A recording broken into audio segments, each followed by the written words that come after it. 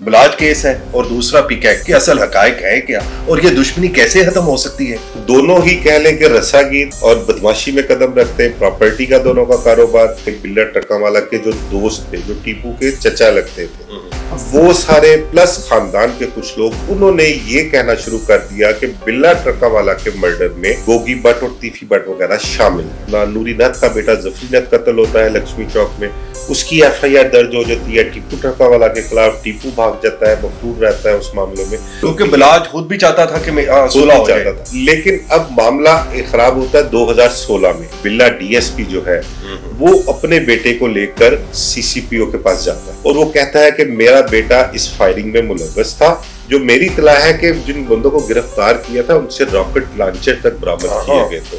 اب اس کیس میں پیسہ بہت زیادہ انوالو ہے، ان گھروں میں پولیس نے تباہی مچا دی، وہاں سے لوٹ مار کی گئی، سارا سامان پیسہ جو کچھ ہاتھ میں آیا۔ جی السلام علیکم جی آج کا موضوع جو ہمارے ہے وہ خواجہ عقیل عرف گوگی بٹ کے حوالے سے ہے، کیونکہ 3 دہائیوں سے چلنے والی یہ دشمنی آج تک نہیں ختم ہو سکی۔ اس کی کیا وجہ ہے؟ کیونکہ اس دوران 3 دہائیوں سے جتنے پولیس اہلکار جو ہیں اس دشمنی کو ختم کرنے کے لیے انہوں نے ایک مثبت اقدامات کرنے کی ادنا سی کوشش بھی کی، مگر آج بھی یہ جھونکا تو کا شکار ہے۔ اس کی کیا وجوہات ہیں؟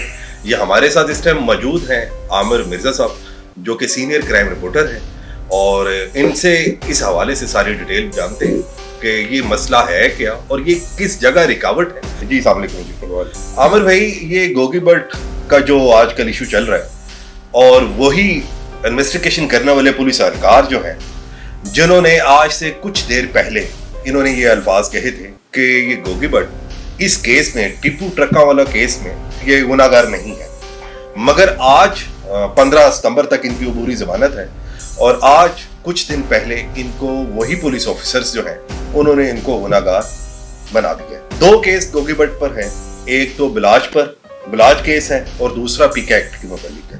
اس بارے میں ہمارے ناظرین کو بتائیں کہ اصل حقائق ہے کیا اور یہ دشمنی کیسے ختم ہو سکتی ہے؟ 3 دہائیوں سے چلنے والی دشمنی ٹیپو ٹرکا والا اور یہ کیسے ختم کی جا سکتی ہے دشمنی؟ بہت شکریہ رانا حیدر آپ کا، آپ آئے۔ اس دشمنی کے حوالے سے اگر آپ کو میں تھوڑا سا مختصر سا خلاصہ بتاؤں گا تو یہ 30 سے 35 سال سے ان دونوں خاندانوں کی دشمنی جو ہے وہ چلی آ رہی ہے۔ اب اس دشمنی کا سٹارٹ کہاں سے ہوتا ہے؟ ٹیپو ٹرکا والا، اس کا والد بلا ٹرکا والا، وہ مرڈر ہو جاتا ہے۔ وہ مرڈر ہوتا ہے اس دور کے جو ٹاپ 10 اشتہاری ہیں نا، حنیفہ بابا وغیرہ، بولا سنہرا گپتا، ان کے ہاتھوں وہ مرڈر ہو جاتا ہے۔ اب اس کے مرڈر کے بعد وہ ٹاپ 10 اشتہاری جو تھے، اس بلا ٹرکا والا کے قتل کے بعد ان اشتہاریوں کا تعلق بنتا ہے بٹ برادران سے، گوگی بٹ وغیرہ، تیفی بٹ وغیرہ سے۔ اب اشتہاری جو ہوتا ہے نا وہ مصیبتی ہوتا ہے، وہ اس کو کوئی نہ کوئی چھاؤں چاہیے ہوتی ہے اپنی مفروری کے لیے، اپنے مصیبت کے دن کاٹنے کے لیے۔ اب انہیں اس وقت اس دور میں لاہور شہر میں یہ بٹ برادران جو تھے ان کو ایک وائبل شخصیات لگی کہ ہم ان کی چھتر چھایا تلے چلے جائیں تو ہمیں کہیں نہ کہیں کچھ نہ کچھ فیسیلیٹیٹ کریں گے۔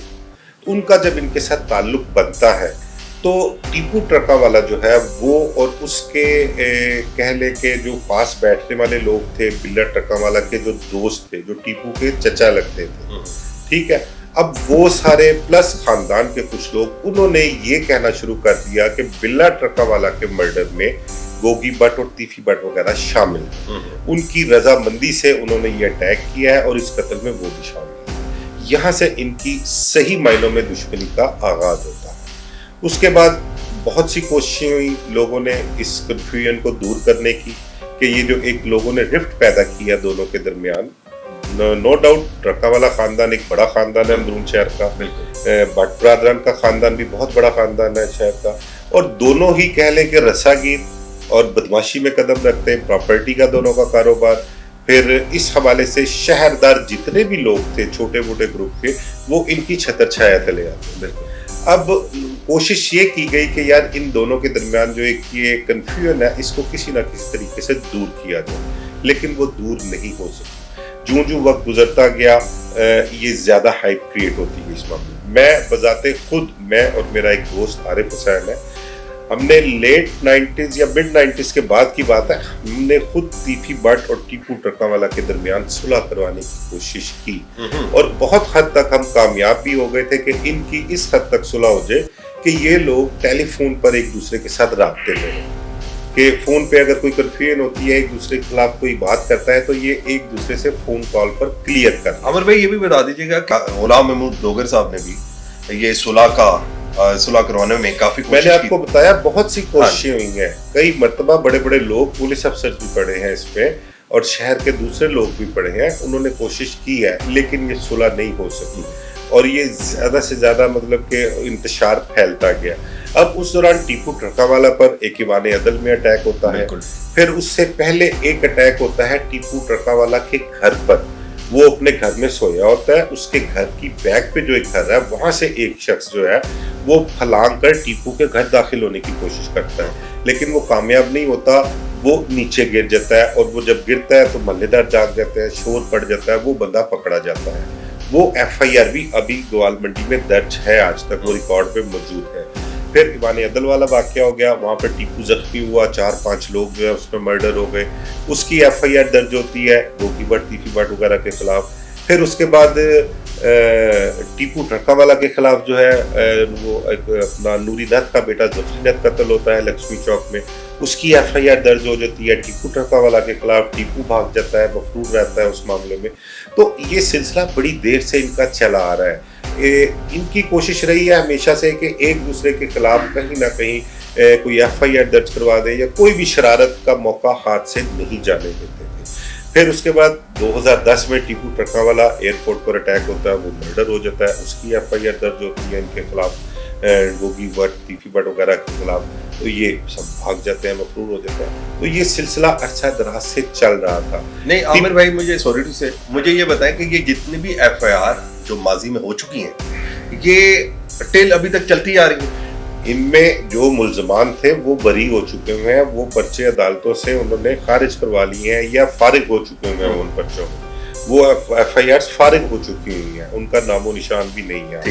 ٹھیک ہے۔ اس کے بعد کئی سال تک میرا خیال امیر بلاچ کا جو مرڈر ہوتا ہے پچھلے سال فروری میں، اس سے چند ایک سال پہلے تک آپس میں خاموشی رہتی ہے۔ ٹھیک ہے۔ ٹیپو ٹرکاوالا کے بچے جو ہیں، ان کی جو ٹیپو کی مسز ہے وہ بچوں کو لے کے بہروڈ چلی جاتی ہے، وہاں بچوں کو پڑھاتی ہیں، پھر بچے جب جوان ہوتے ہیں تو پھر دوبارہ واپس پاکستان آتے ہیں۔ جب پاکستان واپس آتے ہیں تو پاکستان واپس آ کر پھر ان کے درمیان صلح کی کوشش کی جاتی ہے اور بہت حد تک ان کی صلح ہو چکی ہوتی ہے، کیونکہ بلاج خود بھی چاہتا تھا کہ صلح ہو جائے، لیکن اب معاملہ خراب ہوتا ہے 2016 میں۔ 2016 میں گوگی بٹ کے گھر کے باہر گوال منڈی میں فائرنگ ہوتی ہے، تیفی بٹ کے گھر نصیر آباد فائرنگ ہوتی ہے۔ اس فائرنگ کے بعد ٹرکاوالا خاندان کی طرف سے بٹ برادران کو بارہا کوشش یہ کروائی گئی، یقین دہانی کی کہ اس فائرنگ میں ہمارا کوئی انوالومنٹ نہیں ہے، ہم اس میں ملوث نہیں ہیں۔ لیکن بات پھر کھلتی کب ہے؟ جب اکبر بلّہ ڈی ایس پی جو ہے وہ اپنے بیٹے کو لے کر سی سی پی او کے پاس جاتا ہے اور وہ کہتا ہے کہ میرا بیٹا اس فائرنگ میں ملوث تھا اور امیر بلاچ جو تھا وہ بھی اس فائرنگ میں ملوث تھا، یہ غلطی ہو گئی ہے، میرے بیٹے کو بچاؤ اس معاملے سے، ہمیں معافی تلافی دلائیں۔ اس کے بعد بات کھلتی ہے کہ یہ اس فائرنگ میں گوگی بٹ اور تیفی بٹ کے گھر جو فائرنگ ہوئی ہے اس میں امیر بلاچ وغیرہ شامل ہے۔ ٹھیک ہے۔ اس میں پھر گرفتاری بھی ہوئی، امیر بلاچ جیل بھی گیا تھا۔ ٹھیک، لیکن اس کے باوجود، اس سب کے باوجود بھی پھر بھی لوگوں نے صلح کی کوشش نہیں چھوڑی۔ ایک اور واقعہ بھی پیش آتا ہے کہ تیفی بٹ کی ایک پیشی ہوتی ہے دہشت گردی کورٹ میں، وہ دہشت گردی کورٹ میں پیش ہونے کے لیے جا رہے ہوتے ہیں تو تیفی بٹ کو ایک کال آتی ہے۔ تیفی بٹ وہ کال سنتا ہے تو وہ کال کرنے والا بندہ پوچھتا ہے بٹ صاحب سے کہ جی بٹ صاحب کتنے ہو؟ ان کا جی اسی جا رہے ہیں دہشت گردی کورٹ تاریخ ہے ساڈی۔ وہ کہتا جی تسی تاریخ تے نہ جاؤ، اتنے وکیل پیش کر دیو تے تسی اتنے اج غیر حاضری پاؤ، باہر تہاڈا تھڑا بجیا جائے رستے دے وچ نا دہشت گردی کورٹ دے وچ۔ وہ بڑا حیران ہوتا ہے، اس نے کہا تجھے کس نے بتایا، کیا معاملہ ہے، کیا مجھے ڈیٹیل بتا۔ ان کا جی میرے پاس ایک بندہ آ کے بیٹھا ہوا ہے، اس نے مجھے یہ ڈیٹیل بتائی ہے اور بندہ ریلائبل ہے، ان کا میری اس بندے سے بات کراؤ۔ اس نے پھر تیفی بٹ کی اس سے بات بھی کروائی، اس نے تیفی بٹ کو پھر اس بندے نے جو ساری بات بتائی، اس بات پہ پھر اس نے تیفی بٹ نے کہا کہ ٹھیک ہے میری سمجھ میں بات آ گئی. وہ تیفی بٹ پھر پیشی پر نہیں جاتا. اور وہ جن لوگوں نے تھڑا مارا ہوا تھا ان میں سے پھر کچھ لوگوں کو بعد میں پولیس نے گرفتار بھی کیا. اور جو میری اطلاع ہے کہ جن بندوں کو گرفتار کیا تھا ان سے راکٹ لانچر تک برآمد کیے گئے تھے. ایک یہ بھی واقعہ پیش آیا. پھر اس کے بعد امیر بلاچ کے قتل کی پلاننگ شروع ہوتی ہے. احسن شاہ سے ملنے والی معلومات پلس ان کے اپنے ذرائع جو تھے اس حوالے سے پھر وہ سارا امیر بلاچ کا مرڈر پلان ہوتا ہے اور امیر بلاچ وہاں پر مرڈر ہو جاتا ہے. پارک سوسائٹی میں اکبر بلّہ ڈی ایس پی اس کے بیٹے کی شادی تھی وہاں پر ہو جاتا ہے.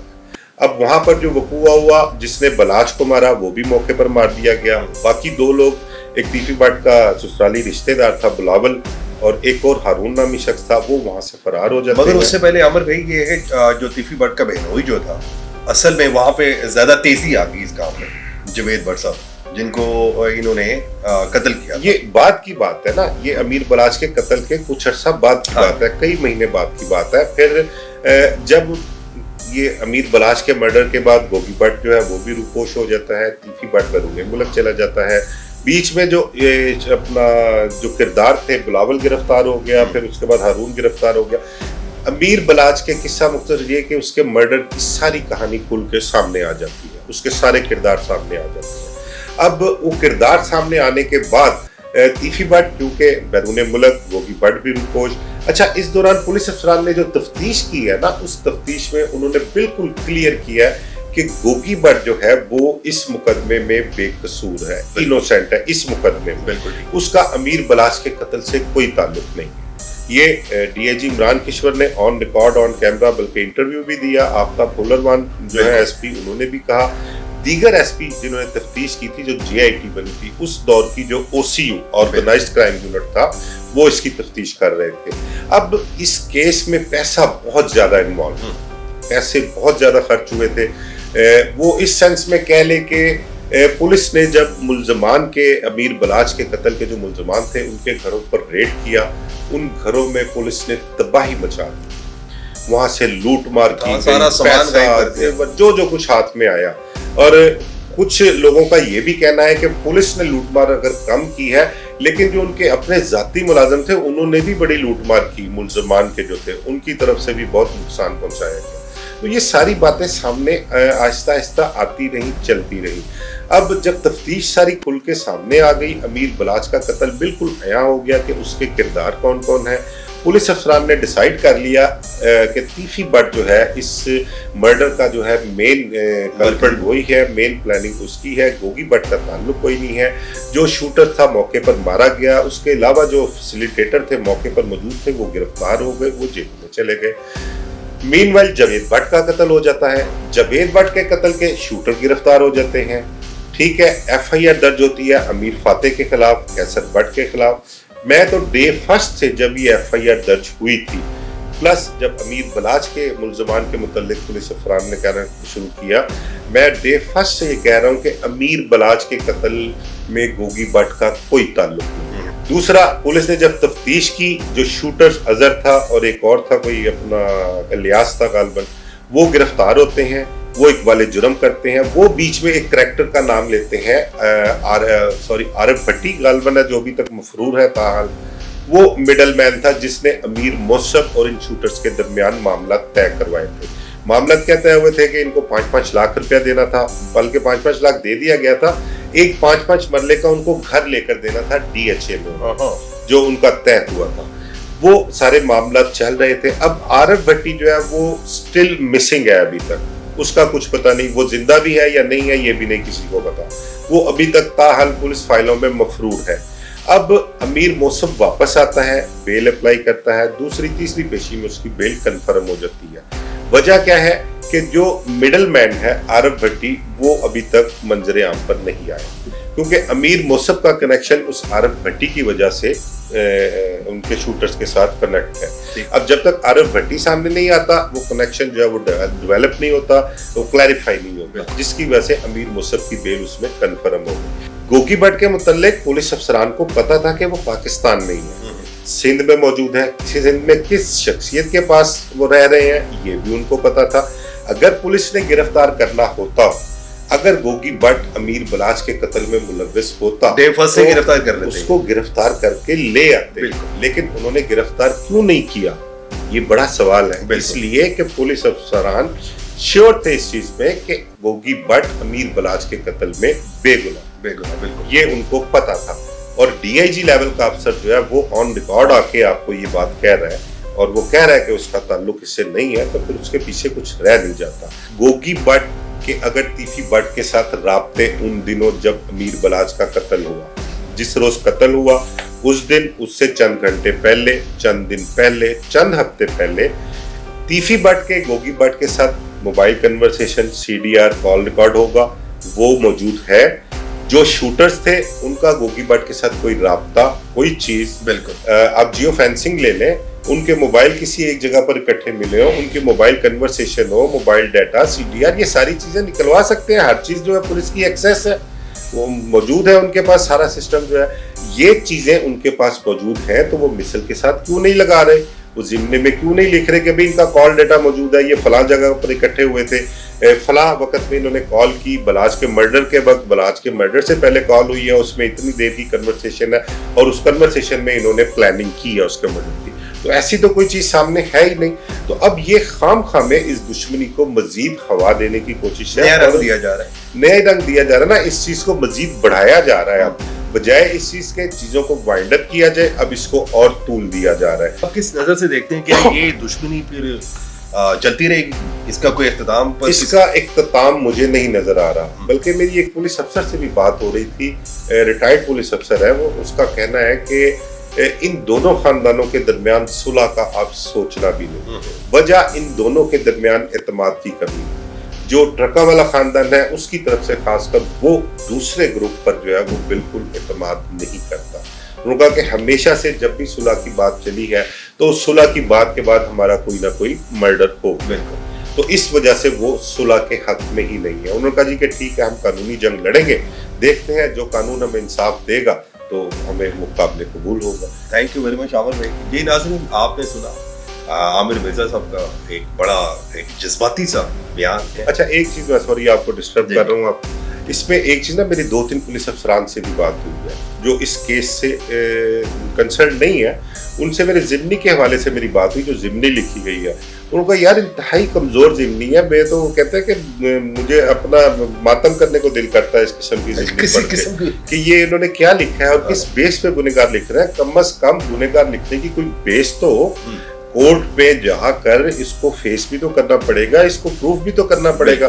उनका अगर बहस होती है और ये फैसला जो है जज साहब मेरिट पे करते हैं तो मेरिट पे उड़ा कर रख देंगे, उस तफ्तीशी अफसर का जिसने ये जिम्नी लिखी है उसका अदालत में मुंह लाल हो जाएगा। उनका ये कहना है, उनका इंतहाई कमजोर ग्राउंड पे उन्होंने इसको गुनहगार लिखा है, तो ये कहीं स्टैंड नहीं करती। तो देखते हैं 15 तारीख को इंशाअल्लाह होता है, इंशाअल्लाह अल्लाह ताला बेहतर करेगा। और ये 3 दहाइयों से चलने वाली दुश्मनी जो है, इसका 15 सितंबर के बाद हमें इल्म होगा कि ये कंटिन्यू रहती है या फिर इसका यहीं पर एंड होता है। इसके साथ ही अपने मेजबान हैदर राना को इजाजत है। अल्लाह हाफिज।